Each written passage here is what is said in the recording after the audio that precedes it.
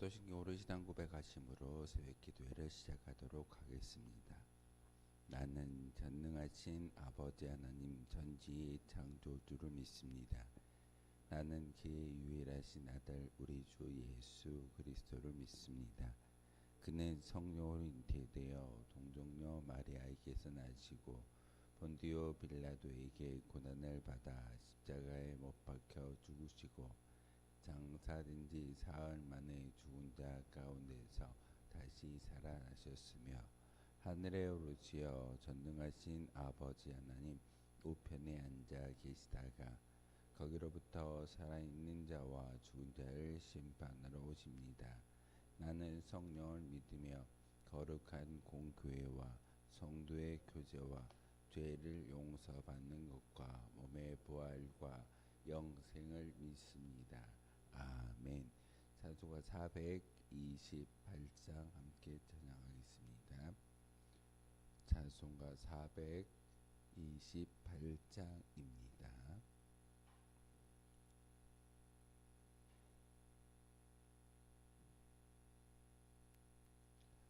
찬송가 428장입니다.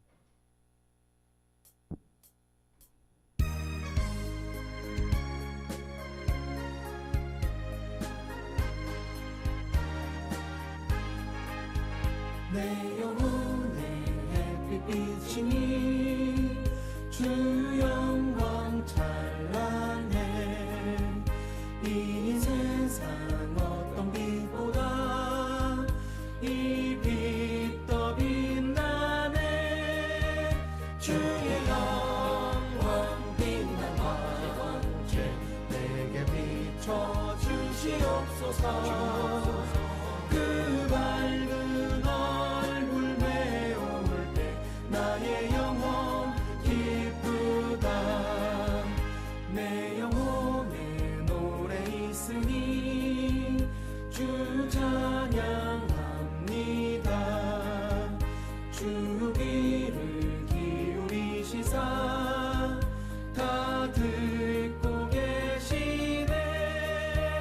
주의 영광 빛난 화관체 내게 비춰 주시옵소서. 그 밝은 얼굴 메울 때 나의 영혼 기쁘다. 내 영혼에 복날 되어서 주 함께 하실 때 그 평화 내게 깃들고 주 은혜 꽃 피네. 주의 영광 빛난 화관체 내게 비춰 주시옵소서. 그 밝은 얼굴 메울 때 나의 영혼 기쁘다. 내 영혼에 희락이 있고 큰 소망 넘치네. 주 예수 복을 주시고 또 내려주시네. 주의 영광 빛난 화관체 내게 비춰 주시옵소서. 그 밝은 얼굴 메울 때 나의 영혼 기쁘다. 아멘. 함께 보실 할 말씀은 고린도 후서 8장의 말씀 보겠습니다. 8장 1절에서 24절까지의 말씀입니다. 고린도 후서 8장 1절에서 24절까지의 말씀 한 절씩 교독으로 하는 말씀 받들어 읽겠습니다. 형제들아, 하나님께서 마게도냐 교회들에게 주신 은혜를 우리가 너희에게 알리노니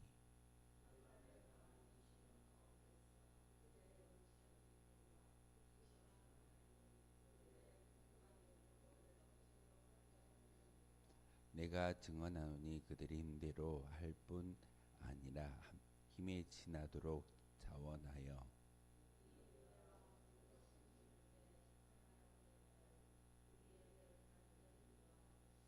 우리가 바라던 것뿐 아니라 그들이 먼저 자신을 주께 드리고 또 하나님의 뜻을 따라 우리에게 주었도다.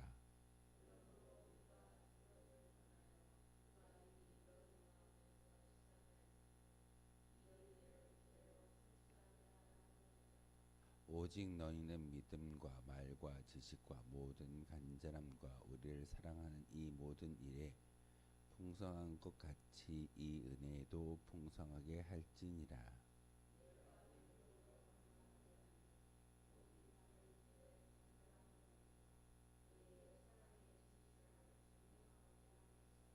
우리 주 예수 그리스도의 은혜를 너희가 알거니와 부유하신 이로써 너희를 위하여 가난하게 되심은 그 가난함으로 말미암아 너희를 부유하게 하려 하심이라.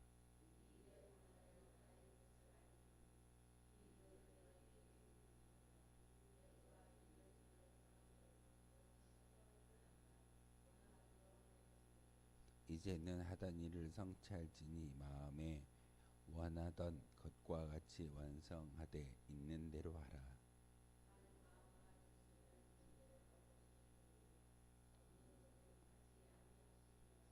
이는 다른 사람들은 편안하게 하고 너희는 곤고하게 하라는 것이 아니요 균등하게 하려 함이니.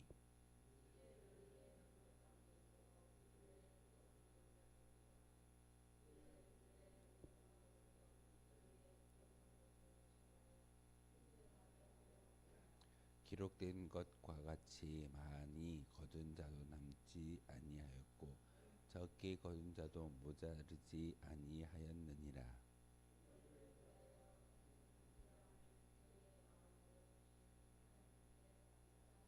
그가 고난을 받고 더욱 간절함으로 자원하여 너희에게 나아갔고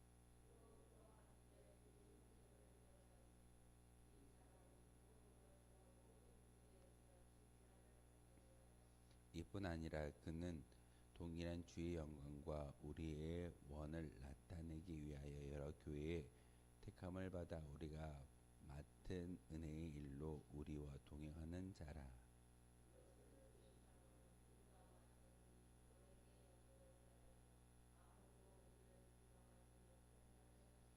이는 우리가 주 앞에서뿐 아니라 사람 앞에서도 선한 일에 조심하려 함이라.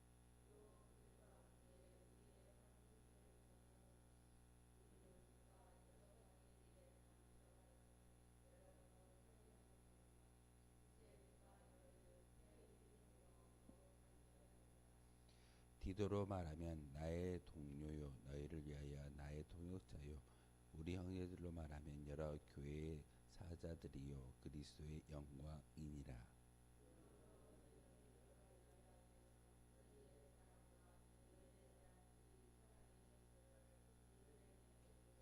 아멘. 고린도후서 8장의 말씀은 연보에 대한 이야기입니다. 우리가 연보를 오늘날 단어로 바꾼다면 헌금에 대한 이야기입니다. 목회자였던 사도 바울이 헌금에 대한 이야기를 그렇게 많이 하지 않고 예수 그리스도의 십자가의 증거를 많이 교리를 통해서 재정립하였던 분이 바로 사도 바울이었습니다. 그런데 초대교회가 바로 어디였습니까? 바로 예루살렘 교회에 처음 교회가 세워졌고 그 교회에 물질적인 어려움을 당한다라는 말을 듣고 나서 사도 바울이 세웠던 모든 교회에게 함께 우리가 선교비를 거뒀으면 좋겠다라고 이야기하면서 3차 전도 여행은 사실 사도 바울이 전도 여행을 다니는 그 목적이 있는데 바로 초대교회였던 예루살렘 교회에 물질을 보내주어서 어려움을 면하고자 했던 그런 목적이 3차 전도 여행을 통해서 주어지고 있습니다.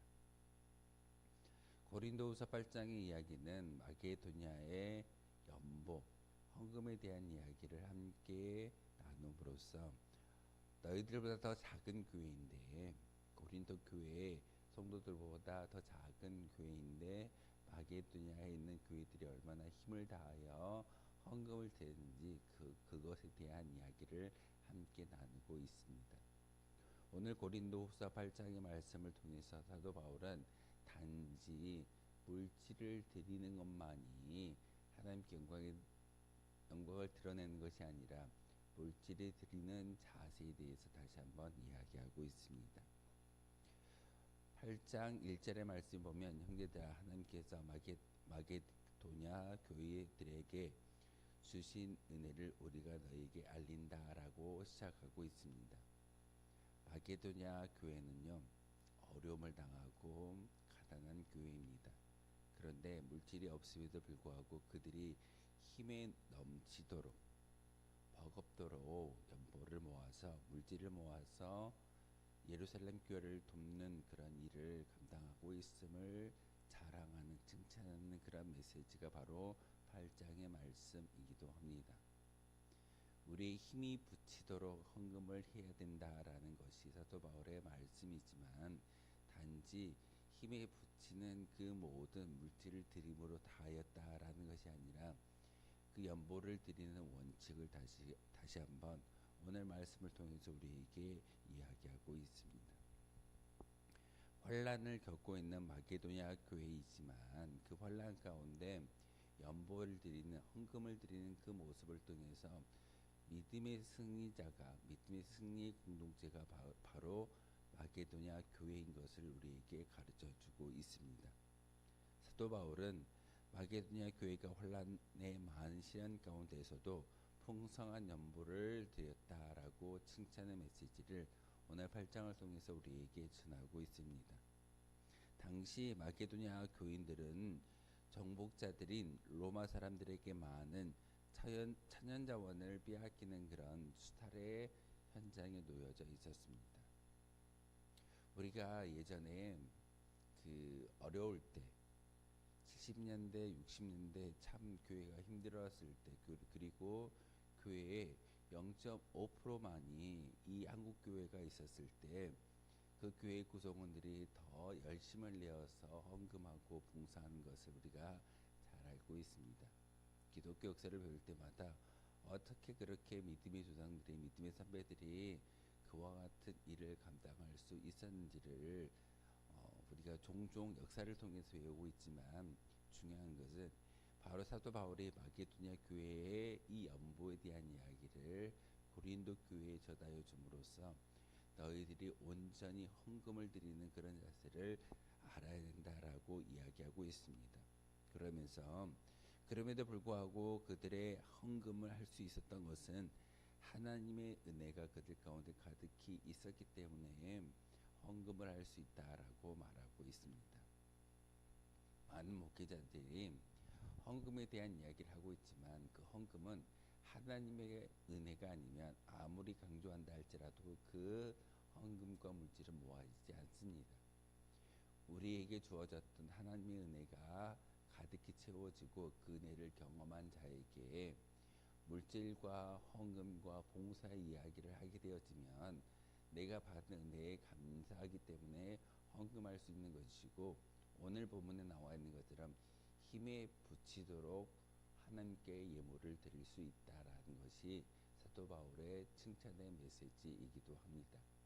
그렇기 때문에 먼저 헌금을 강조하기에 앞서 하나님의 은혜가 먼저 우리 가운데 채워졌을 때 우리가 물질을 드릴 수 있는 것이고 또한 봉사할 수 있다는 사실입니다.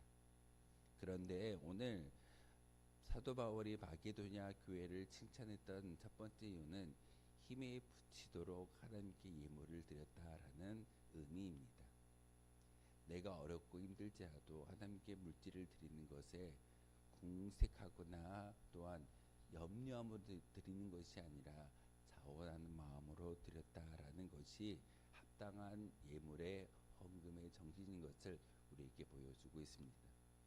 내가 힘든데, 내가 어려운데 하나님은 우리의 어려움 또한 그냥 보시는 것이 아니라 우리가 그 어려움 가운데서도 힘에 붙이도록 헌금을 하는 그 모습을 통해서 하나님께서 더 많은 것으로 채워주신다라는 것이 하나님의 은혜이고 하나님의 원리입니다.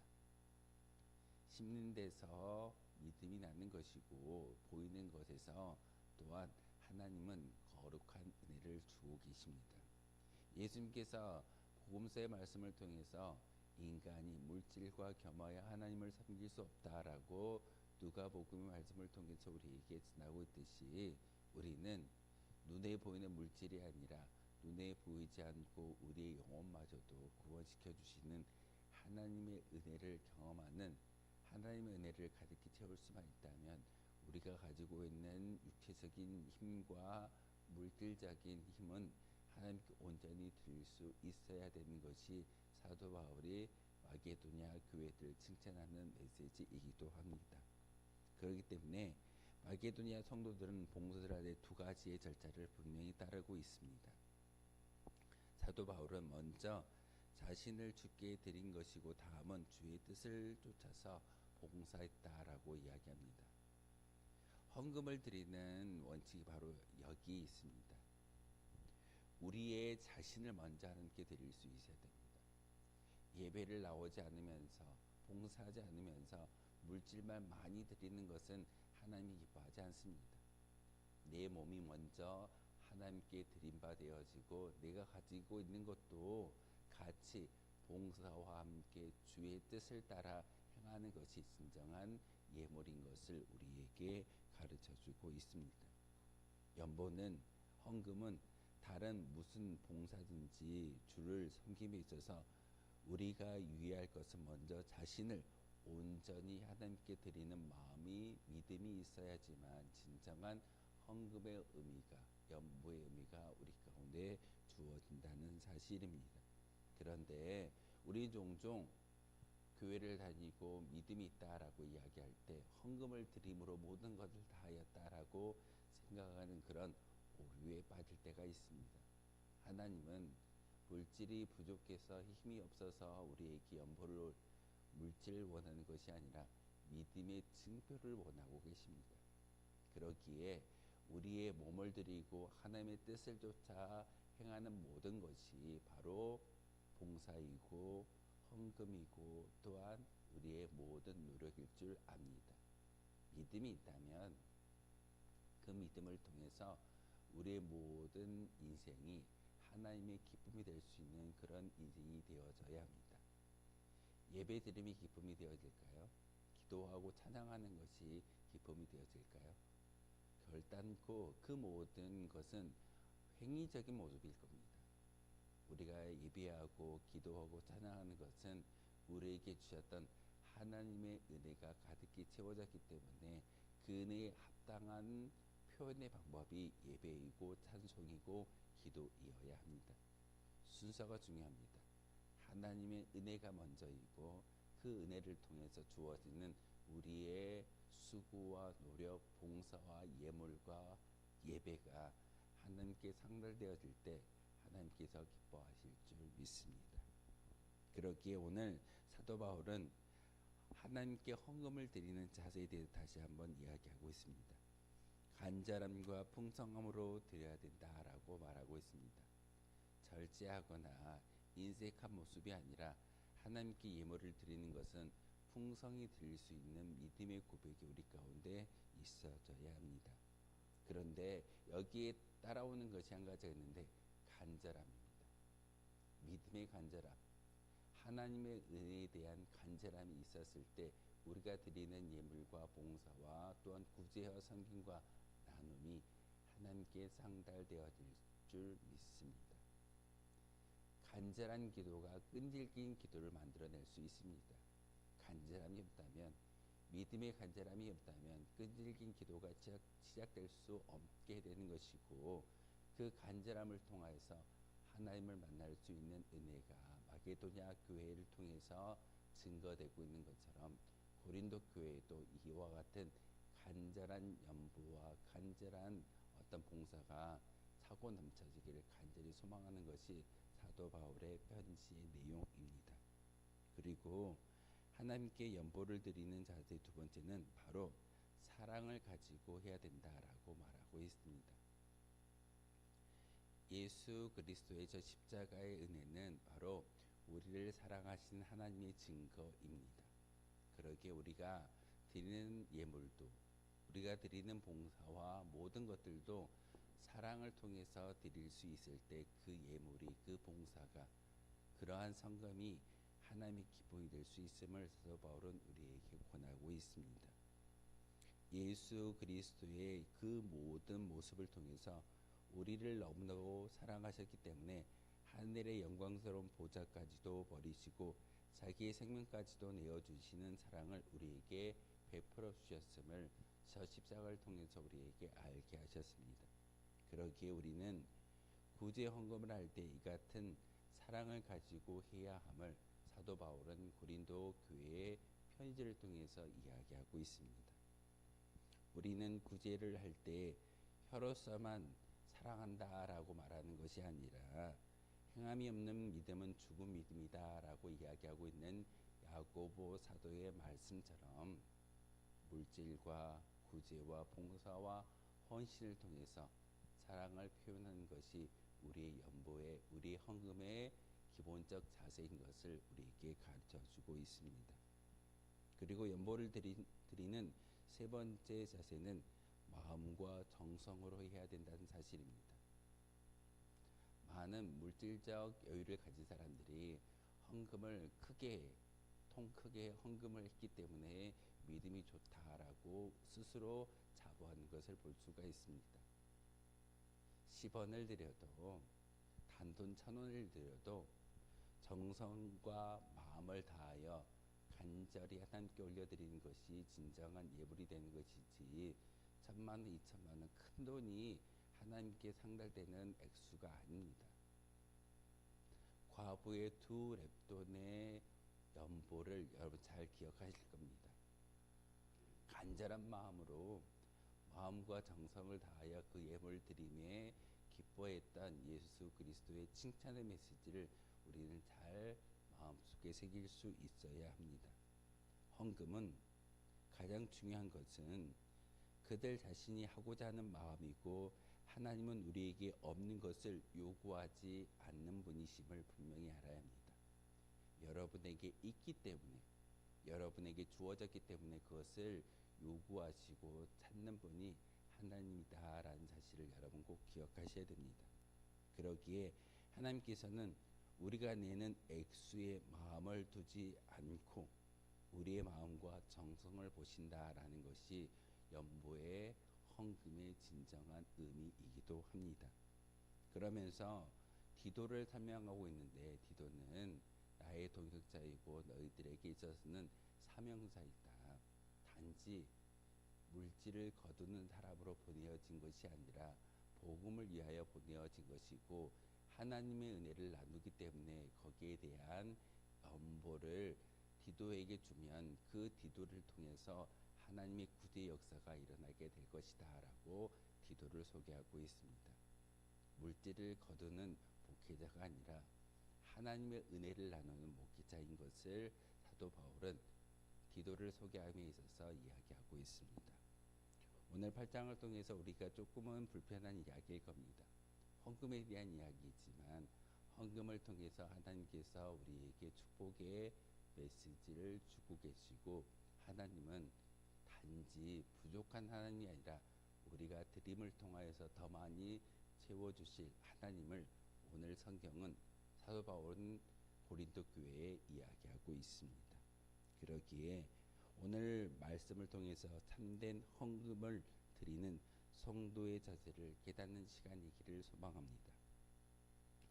하나님께 인색함으로써 억지로가 아니라 기쁨으로 즐겨내는 성도들이 되어져야 합니다.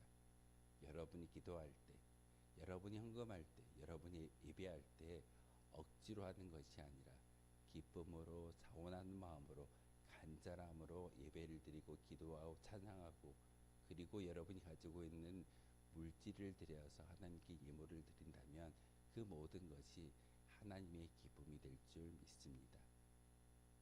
고린도후서 8장을 통해서 기쁨의 이야기를 나누고 있습니다. 힘든 중에서도 마게도냐 교회 성도들은 지나치게 어렵게 넘치도록 하나님께 예물을 드렸다라고 칭찬의 메시지를 전하고 있는 것처럼 여러분의 믿음의 고백도 이와 같이 하나님이 칭찬할 수 있는 거룩한 주의 성도들이 되어 주시기를 주님의 이름으로 이름으로 소망하겠습니다. 기도하겠습니다. 거룩하신 주님, 참으로 감사를 드립니다. 저희들 다시 한번 주님의 성소로 불러주시고 찬양하게 하시고 기도하게 하시며 특별히 하나님께 드려지는 물질을 통해 하나님을 크게 기쁘시게 하는 성도가 될 수 있는 은혜를 주시오니 참으로 감사를 드립니다. 하나님, 우리가 드리는 이 연보와 물질 단지 외형적인 숫자적인 그런 연보가 아니라, 그런 헌금이 아니라 하나님의 마음을 기쁘시게 할 수 있는 그러한 구제와 봉사와 나눔과 섬김의 자세가 우리 가운데 가득히 채워지게 도와 주옵소서. 온천교회를 40년 전에 이곳에 세우신 하나님 목적을 기억하게 하시고 많은 사람들에게 하나님의 은혜를 나누어 줄 수 있는 거룩한 주의 백성들이 바로 우리가 되기를 소망합니다. 이 시간 기도할 때 하나님의 마음을 마음속에 품게 하시고 그 마음을 가지고 세상으로 나아가는 거룩한 주의 백성들 되게 도와 주옵소서. 예수 그리스도의 이름으로 기도하옵나이다. 아멘. 하늘에 계신 우리 아버지, 아버지의 이름을 거룩하게 하시며 아버지의 나라가 오게 하시며 아버지의 뜻이 하늘에서와 같이 땅에서도 이루어지게 하소서. 오늘 우리에게 일용할 양식을 주시고 우리가 우리에게 잘못한 사람을 용서하여 준 것 같이 우리 죄를 용서하여 주시고 우리를 시험에 빠지지 않게 하시고 악에서 구하소서. 나라와 권능과 영광이 영원히 아버지의 것입니다.